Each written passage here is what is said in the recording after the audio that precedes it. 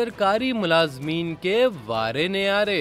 हुकूमत ने सरकारी मुलाजमीन को एक और खुशखबरी सुना दी।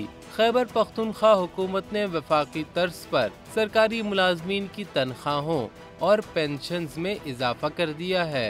इस हवाले से वज़ीर आला खैबर पख्तूनख्वा अली अमीन गंडापुर की मंजूरी के बाद महकमा खजाना KP ने एडहॉक रिलीफ अलाउंस का एलामिया जारी कर दिया है। एलामिया के मुताबिक स्केल 1 से 16 तक 25%, स्केल 17 से 22 तक 20% इजाफा किया गया है। इसी तरह रिटायर्ड मुलाजमीन की पेंशन में 15% तक इजाफा कर दिया गया है। महकमा खजाना के मुताबिक इजाफे का इतलाक जुलाई की तनख्वाहों और पेंशन में किया जाएगा।